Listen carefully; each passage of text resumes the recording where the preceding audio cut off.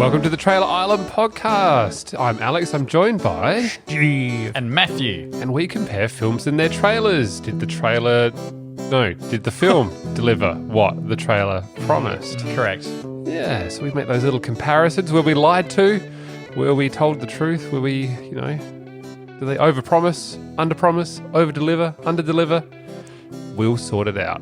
Although most of the time, we kind of forget to do that. Yeah, it depends on the movie. Yeah, that is true. That is very true. Yes, now I am Alex, and I think I sound pretty ill. I got the fever. Yeah. I got the island fever. Yeah. Scurvy. I've been calling it disco fever. Ah, yes. Well, thank you very much. So I do apologise for these dulcet nasal tones. But yes, anyway, we did the Trailer Island podcast. That's so I've done all those things. Yep, cool.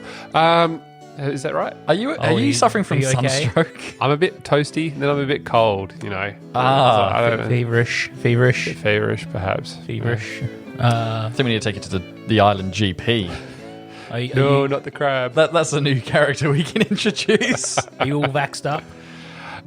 No, not currently. Okay. That's all right. Pity. We'll get there. We will get there. Anyway, what a weird start. Yeah. What a very strange start to the podcast. We can't have that. Stop it. This is what happens when we let someone drunk on cough medicine run this thing. Yeah, I know. Which is usually me. It's a serious problem. I mean, we've tried to, not say it directly to your face because you cry, but I think we're at a point where it must be addressed. Yeah. Let's address it with Alex first. Yeah, sure. If that's easier for you to role play first. Let's dunk his head in the ocean, get him sobered up. Yeah. See if he can see any fish people down there. Yeah. Is he sober enough to tell us what movie we're doing this week? Oh, do I get to do the movie? Yeah, why not? Do it. Oh, that's a bit exciting. Well, this week we're doing Wait, is it on Disney? Yeah, it's a Pixar film. It's a Pixar film. It's streaming on Disney+. This is Luca.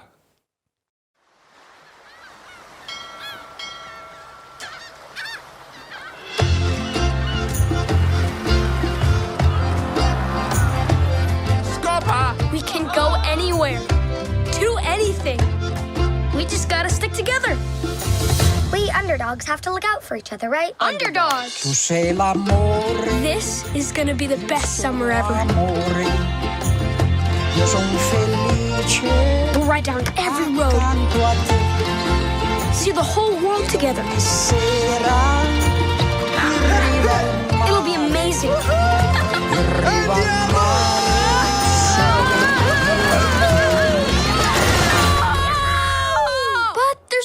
One thing. Whoa,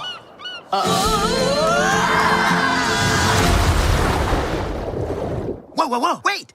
Did you see that? No one can find out. Please don't take my sunshine away.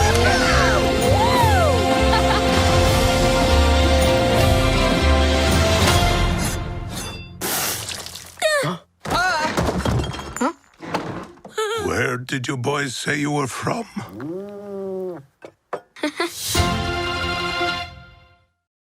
A fun fact, that young Luca looks like a young Steve back before time ruined me. Did you relate to this movie as a reliving your childhood? No, he just looked like me when I was a young child. Now, what that trailer does, and if you can't physically see that trailer, it doesn't actually tell you in a oral format that they transform into sort of sea creatures when they get wet. And the start of that trailer is they are in human form, and then they fall into water, and it's no surprise to them because they know they live under the sea. That they're actually these sea creatures that the land people are actively hunting. Is that correct? That is right. And the interesting thing about that is the movie starts in the completely opposite way, which is you're introduced to them as sea monsters first. So I thought it was interesting that it's the trailer kind of makes it, I guess for promotional purposes, the mechanic. Every Pixar film has a mechanic, like Cars, Bugs Life, they're all insects, etc. Toy Story. Is this trailer has you asking, being a Pixar movie, what's its special thing? How's it going to inspire an existential crisis in me today? And then it shows you, but then the film starts with that mechanic, if that makes sense. I thought that was an interesting trade-off in the marketing of this, was to withhold that information until almost the end of the trailer, before telling you, oh, by the way, this is the special Pixar thing, is they turn into sea monsters. Well, you don't really know why the film is a thing until you realise that they are these sea creatures. You know what I mean? Like the trailer, you'd be like, why? Okay, it's some young kids and they're excited about exploring the world, but they're not really facing any issues. What's the story about? Okay, they're sea creatures. Yeah, exactly. The other curious bit of the marketing on this film is, unlike every other Disney Plus new release, this one isn't hid behind a paywall. No, it isn't. No, if you've got Disney Plus, you do not have to pay anything extra for a new release. Did this get released in cinemas? I believe it had a limited release, not here in our country, but I believe overseas it did. Yeah, Okay. definitely limited. Yeah. Yeah. Well, the trailer says from the creators of Inside Out and what other films? Coco, Toy Story. Mm-hmm. Is this because we hear so often about Pixar projects being something someone in the team has an idea, and that gets off the ground? Because this is very much a standalone film, like it doesn't exist as part of any other storyline that we're aware of so far. Unlike Toy Story, where there's 4 films, Cars, where there's cars, then there's planes. There's those different universes. This is a standalone piece. Yeah, absolutely. And I don't know that it's the best one that they've ever made. No, I don't think so either, but this is a new director to the Pixar team as well, I think. Enrico Casarosa has sort of worked on other parts of Pixar films, but this is his first directorial debut. Right. For a Pixar film. And I'm trying to work out for me, like, where does it fall flat?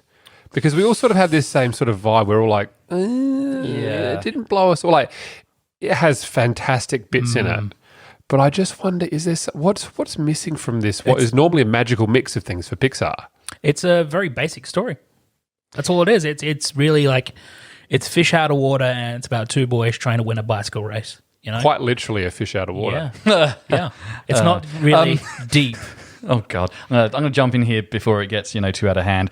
But it's. I was reading about the director again. He's new to the Pixar scene. This is him, and his best friend when he was a child was also called Alberto, the name of the best friend in this movie. It is literally. It's not meant to be a very subtle metaphor. He's basically retelling the story of how he felt as a child, being a bit of an outsider, and he had this best friend Alberto who apparently made him feel less like an outsider, and that's where this film has come from. Nice. But as a result, that's really nice, that's really sweet. But I think as a result, I'm being very cynical here, by the way. I'm not saying this makes it a bad movie. It's just like we say, each Pixar film has that sort of signature. In this one, I think the signature for this director is that relationship, more than the fact that they can turn into sea monsters. That's kind of just a visual metaphor to help put his point across, I think. I think there's probably a lack of twists and turns as well. Any other Pixar film, there's always this sort of third act sort of turning on their head. Toy Story 3, where they leave the kindergarten and they go on this big road trip to the dump. Other Pixar films are a lot like that as well. Monsters Inc. is a good example of that. Yeah. But this one is, like I said, straightforward. It's very much like it is very much a kid's film. It's very self-contained, isn't it? Now, we should probably talk about what the plot of the film is. So we're introduced to Luca, who is the titular character, and he lives under the sea with his parents and his grandma. He's a sea creature. So I don't know why I thought of Little Mermaid there. Well, I know why, because of the lyric, but sorry. Under the sea. Please continue. Sebastian Crab, that's right. Yeah. Crab Sebastian. Crab Sebastian. Crab Sebastian. So I completely derailed you, Alex. I'm so sorry. Does not appear in this film. And he has dreams of going above the surface. I can't remember if they just know that they can transform. Like he doesn't. His parents do, and I think they've been withholding that information from their son as a means of protection. That's right, because he sort of ventures. Oh no, Alberto is swimming around. He sort of follows Alberto because Alberto's collecting yes. things of humans that have dropped, like not bits of human, but like, That's a much darker movie. that would have well, anyway, human rubbish, and is collecting it, and he just sees him jump out of the water. Yeah. And so, is that what happens? Yeah, he's doing back to Little Mermaid. He's Yeah. doing an aerial. Yeah. He's collecting human things because he's fascinated with them. And This is a non-romantic buddy version of The Little Mermaid. And Luca finds himself out of water, and he transforms into a human. Yeah, which is actually, I thought, quite entertaining when he was coming to grips of, having hair and And Trying to understanding walk. how to Yeah. walk and anything. And Alberto is very adept to this lifestyle because it can live quite happily as a human on land. And Alberto is very adventurous and wants to do things and try things. And Luca is just infatuated with this. And we know that he is very much acting against the wishes of his parents. Yes. And they start to wonder, where is he gone? And then his parents come up on land and they meet a young girl who wants to win a bike race. And there's a villain in Which I did not like. I the liked villain. him. I did like him. You did like him? Yeah. And then, the act 3 of this is just a bike race. Yeah. And there is the constant threat of them being like, the townspeople know of these sea creatures to be like they don't know that they exist for sure, but they are scared of them. Yes. And I think it's established that some of them have hunted and... Well, they haven't caught any because they would turn into humans and they go, I've caught a human. Yeah. But they've definitely tried to catch some, I think, in the past. And so then we get the idea. Well, then there's the constant threat of being discovered. yes, Yeah. that's is right. the other issue. Which is my... So my biggest, I suppose, gripe is one that made me angry at myself because it's normally, me always going, suspend your disbelief. But they are just hoping that it doesn't rain. Now, I know, again, this is a movie, it's a kid's movie, and that's just suspension of disbelief, and I'm usually all for promoting suspension of disbelief so that the film can work. But I did think it was odd.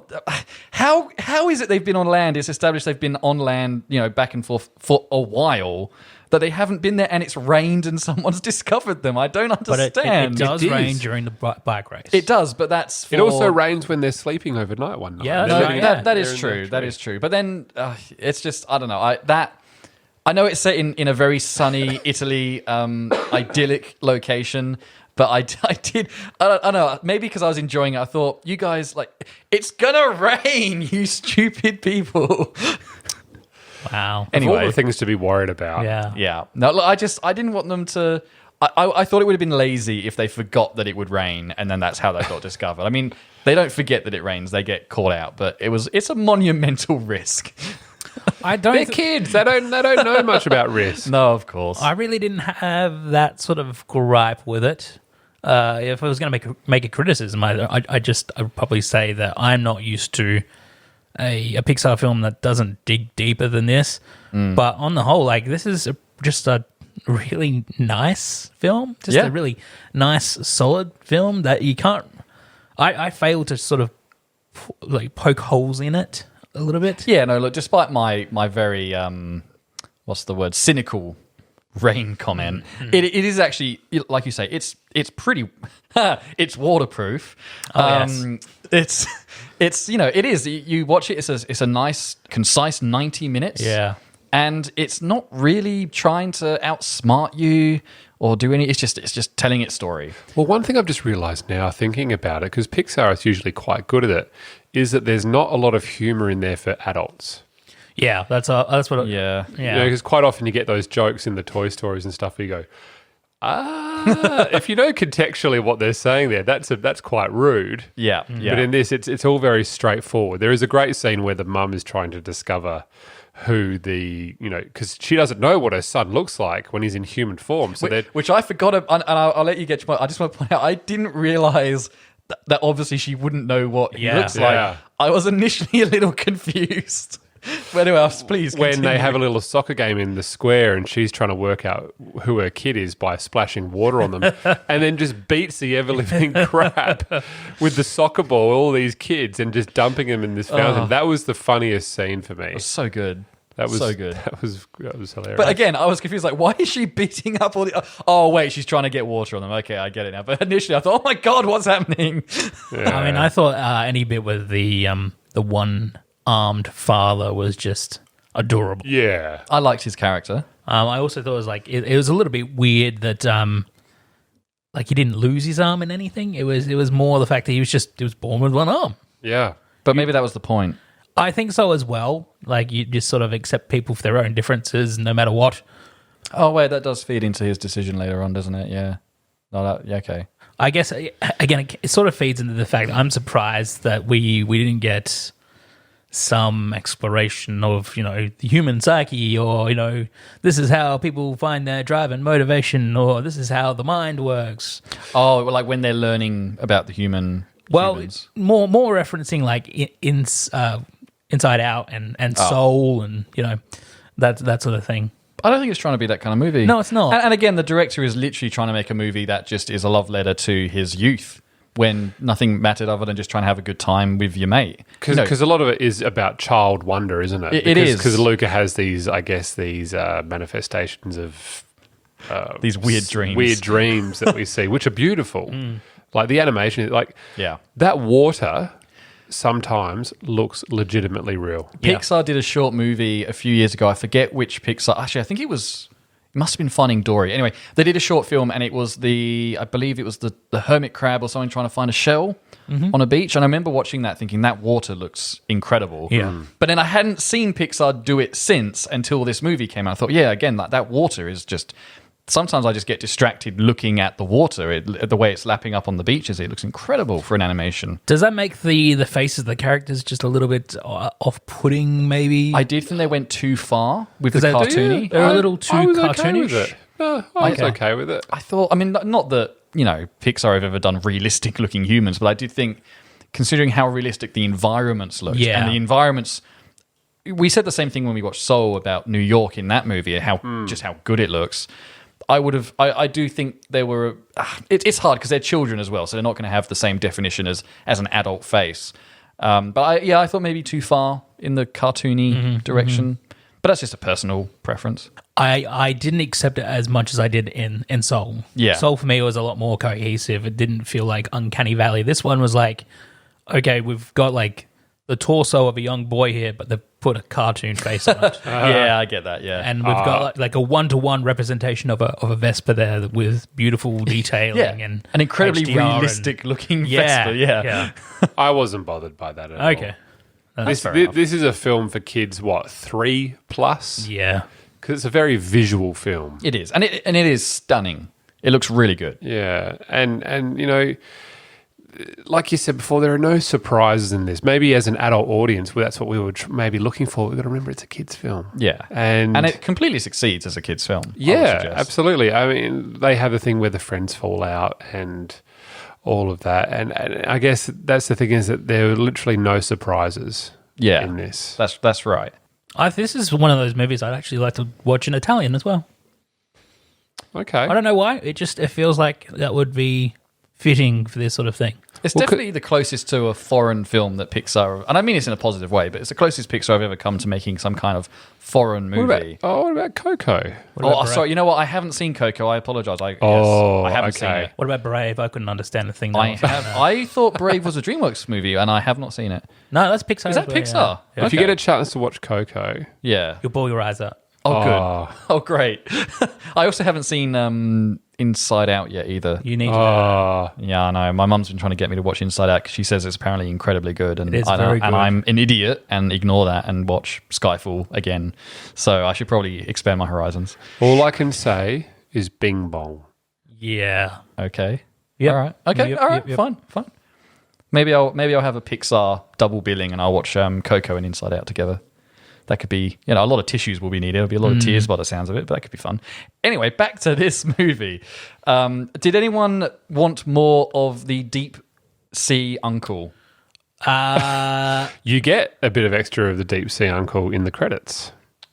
After the credits. I didn't stay for the credits. That was enough Sacha Baron Cohen for me, I think. Oh, was that him? Was it Sacha Baron Cohen? Yeah. All right. I did find it hilarious when you met him. He's like, because he's from the deep sea and he comes up to like normal atmosphere sea levels. And he needs See-through. to be, he's see-through and needs to be punched in the heart to like be woken up. Yeah. And Yeah. he's like, you just open your mouth and the food, it just goes in. Dead whale carcass. Just floats in. I like his character. I mean, I'm not saying that the movie should have taken a turn and become more about him, but I would have liked to have seen him pop up at some other point. But apparently he did, and I missed it. It's like I found it quite funny that the parents were, Luca's just like, I want to explore things. They're like, military school. That's the equivalent of sending him to his uncle's. Yeah. It's time for discipline. They do, but they're afraid. I mean, they know that humans are actively hunting them, and they don't want anything to happen to their child. Yeah, because they see boats on the surface and they freak out. Yeah, exactly. Yeah. Yeah. So is it just basic normal practice now to hire Maya Rudolph to do every motherly voice in every animated film? I don't know who that is. She does the voice of the mum in this film, and then she's the voice of the mum in Big Hero 6 as well. Right. Is Maya Rudolph the main bride in Bridesmaids? Yes. She's the one that evacuates herself in the street. Indeed, yes. Is probably the kindest way of putting it. Yeah, she Okay. certainly does. I have no qualms whatsoever with that. She's got a very motherly voice. I'll give her that. Yeah. I have no opinion. Very good. Well, Which I want to say is probably my main... I was a little bit hesitant about doing this film for the podcast because I was like, this is just a nice film. I was excited about. I feel like we're getting into rating territory here. Yeah. If that's not jumping the gun, because I do feel like what I have left to say will sum up my opinion on this movie. Well, let's do that then. Vespers? Absolutely. I think it just makes sense. Make it out of 5 Vespers. What would you do? Well, Matthew, because you seem so excited to provide a summary. Yeah, I just want to. I think because I'm eager to make it clear that this is an exceptionally good movie, and I think it's great. I just think, as Steve was alluding to already, I was excited to do this movie for the podcast before I'd seen it, and much like you, Steve, once I'd seen it, I thought, what am I going to say? Mm-hmm. And it's not necessarily a bad thing. It's just this movie knows what it wants to achieve. It succeeds in pretty much all of it. But I found it to still be, when you rate it against other coming-of-age movies and other movies about, Stand By Me is a classic example. It's like, it didn't do anything new. It was a pleasant experience. It looks amazing. I probably would watch it again if someone wanted to watch it with me. I have no issue with it. It just didn't push any boundaries. For a Pixar movie, I thought the mechanic was almost an afterthought as a heavy-handed visual metaphor. It's a kids' movie, and I know I'm talking in metaphors, but that's fine. So it's good, but I expected more from a Pixar film. But having said that, the trailer does depict what you get very accurately. So I'm of two minds. It's like, well, I know what I was going to get, and I did get that. But when you put a Pixar badge on something, you do expect a bit more. So I don't think I want to let that impact my score. I'm just going to rate it as a self-contained movie as opposed to one of 25 plus Pixar films. I feel like that's fair. I'm going to give this a 4. Yeah. That's more than I was expecting. Yeah. Well, it's pleasant to watch. Yeah. If I was sick and I was off from work and I was homesick, I think this would be a good movie to watch. Because it's easy, it looks nice, and it doesn't expect that much of you as an audience member. That's I mean that in a really positive way, but yeah, anyway. I think this film has a better second act than a first or third. The second act, I think, is where we get a lot of the engaging stuff. And like you say, the trailer we got kind of what the trailer told us we were going to get. There wasn't anything surprising or confusing or conflicting in there. The dad character, the girl's dad, the one-armed chef guy, he was a great character. Loved him. Maybe he needed to be more menacing, more of a threat. I don't know. I like the relationship between him and Alberto. That was quite cool. When they have their conflict, that was great as well. The whole race at the end, I think it all just became a bit predictable about what was going to happen. I did like the little surprise about the little old ladies. Yeah, that was in good. there. But again, how have they been so good at avoiding rain? They got a little babushka, little. They got the things little on. cover things Oh, that's on. oh, no, yeah, okay. So, for me, I don't know that it's got the rewatchability for me. And I don't know that I'd watch it on a day off if I had other options again. I mean, Lord of the Rings does exist, doesn't it? So 3.5. Okay. I'm going to go 3.5 as well. It's unimpressive in the most positive way possible. I know what you mean. That's okay. It is not a bad film, but once you get to a point, you go, I know what's going to happen. Yep. I did expect more as soon as you bring up the Pixar logo in the trailer. You go, okay, prepare your heart. Mm-hmm. And it does end on a really sort of like lovely, also sort of almost tragic note as well. Yeah, like I said, there's not a lot to say about it. You just sort of sit there, you get your 90 minutes, and you go, that was nice. That was nice. If I'm ever horrendously hungover on a Sunday morning, I might put it on just in the background just to sleep by. But that's probably about it. I think if you wanted Pixar and you want a better Pixar, there's a lot more out there. I do think this movie would go well with 2 pills of ibuprofen after a big night. Indeed, yeah. yeah. And a coffee maybe. Again, kids movie. a nice Sunday morning cartoon for you. Exactly. Yeah. So it'd be a 3.5 for me as well. Okay. It's a solid 11 out of 15 for Luca, which you can find on Disney Plus. Streaming right now. But not in the cinema. No, For a marquee Pixar release. it's an odd choice. Yeah. What's coming up next for Pixar? Do we know? There is one. Oh, they're already touting another one, aren't they? There's another original film, and then there's the Buzz Lightyear film. They're going to Buzz Lightyear film? Yeah, How? Oh wait, but is it going to be Toy Story 3 or Toy Story 4? Because that's it's going to be a Buzz Lightyear film. that could be good. Yeah. That could be good. We've been the Trailer Island Podcast. You can find us wherever you get your podcasts from. Make sure if you enjoy the podcast to give us a 5-star rating and tell your friends and share them. Share with them that this podcast... Share your friends? Share your friends with us. Yeah. Let them know that we exist. Let us know that they exist so they can subscribe to it. That's how that works, isn't it? Yep. Yeah, subscribe so you don't miss a single episode. Very important. Apple, Spotify, Google. Yeah, it's a funky tune. Yeah, lovely. I've been Alex and I was joined by... Matthew. Esteban. Yeah, I couldn't think of any Italian way to say Matthew. Matteo. Yeah, I could have done that, couldn't I? Oh well. Matteo. Missed opportunity. And Esteban was your option? Yeah, that's where Stephen comes from. Oh, really? Yeah. Oh, there's a bit of language lesson. That's good. And I etymology. was Alexo. Alexa. Yeah, Alexo. We're the Trail Island Podcast. Good night, everybody. Good night. Splash.